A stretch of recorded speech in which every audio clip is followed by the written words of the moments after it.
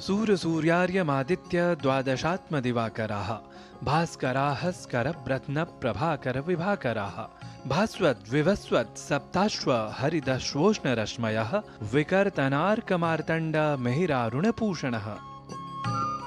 संस्कृत ग्रंथों में उल्लिखित इन नामों द्वारा समस्त प्रकृति में सूर्य के महत्व का ही प्रतिपादन नहीं होता, बल्कि स्वयं सूर्य की स्वरूपगत विविधता भी स्पष्ट हो उठती है।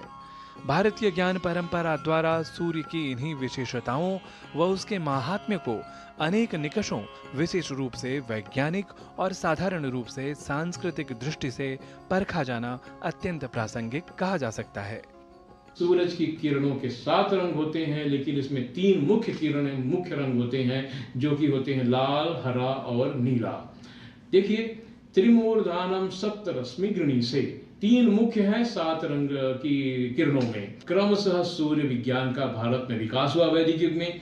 हिरण्यस्तूप आंगिरस ने अध्ययन किया कि सूर्य का निर्माण कैसे हुआ, और वो जान सके कि सूर्य का निर्माण एक प्राथमिक आयु प्रिमोर्डियल ईयर के द्वारा होता है। उन्होंने इस तरह से अपने मंत्र को अभिव्यक्त किया, तमग्ने प्रथमो मातरिश्वन आविर्भव शुक्रतुया विवस्वते। विवस्वते अर्थात विवस्वान सूर्य का निर्माण इस मातरिश्व के द्वारा होता है। सूरज की ऊर्जा कुछ अलग किस्म की है। प्रतिदिन सूरज प्रज्वलित होता है, किंतु ये ऊर्जा खत्म नहीं होती है। इसे पहचाना हमारे ऋषि भारद्वाज ने। सामवेद में उनका मंत्र मिलता है, अजस्रम धर्मम मीमहे।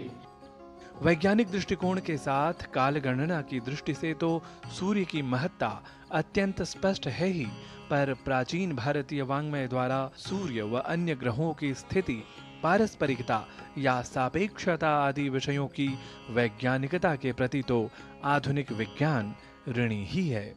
हम सभी को यह पढ़ा दिया जाता है कि 9 ग्रहों की खोज किसने की? केपलर ने। Kepler's law of planetary motion.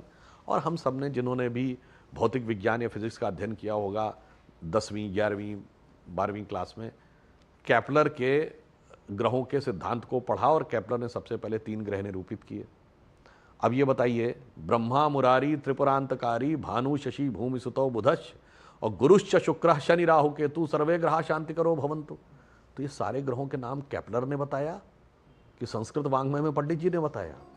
वस्तुतः भारतीय वाङ्मय और संस्कृति में सूर्य या रवि का मित्र आदि नामों से भी जाना जाना विशेष तथ्य के रूप में प्रस्तुत किया जा सकता है।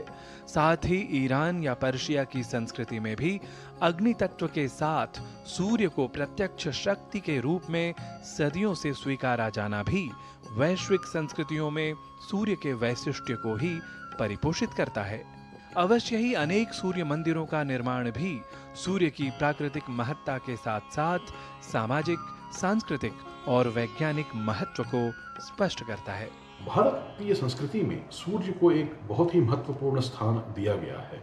जब भी हम भारतीय संस्कृति में कोई भी विषय के बारे में चर्चा करते हैं तो हम उसको 3 स्तर पर करते हैं। एक आदि भौतिक, आधिदैविक और आध्यात्मिक स्तर पर। अगर आधिभौतिक स्तर पर, भौतिक स्तर पर सूर्य को विषय में चर्चा करें तो सूर्य ही हमारे लिए आधारभूत हैं, पूरे धरती पर जीवन का स्रोत हैं, मूल स्रोत वही हैं। उन्हीं से हमको अन्न मिलता है, तो इसीलिए उनका पालन पोषण जो भी सभी जीवों का उन्हीं से होता है। और इसीलिए हमने उनको आदिदैविक स्वरूप में उनको देवता कहा है। इसलिए आप देखेंगे कि कन्याकुमारी से कश्मीर तक और पूर्व में असम से लेकर गुजरात तक बहुत सारे भारत में सूर्य मंदिर मिलेंगे। भारत में ही नहीं, सिर्फ भारत में ही नहीं, भारत के बाहर भी, जैसे मिस्र में या मायास जो मेक्सिको में हैं थे, और इनकास जो पेरू में थे, या चीन में या जापान में या कंबोडिया में, ऐसे हर जगह हमको भारत के बाहर भी बहुत सारे सूर्य मंदिर मिलते हैं।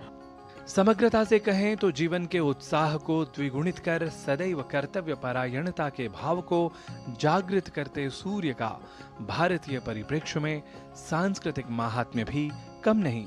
यह चाहे उत्तरायण और दक्षिणायन का योग हो, या फिर मकर संक्रांति का उपक्रम, या फिर सूर्य षष्ठी नामक वह पर्व ही जहां सूर्य को अर्घ्य समर्पित करने की परंपरा का श्रद्धा भाव के साथ परिपालन होता हो।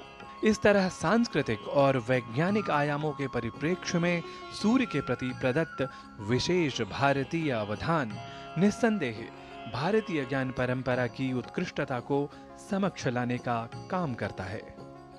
नारायण दत्त मिश्र, डीडी न्यूज।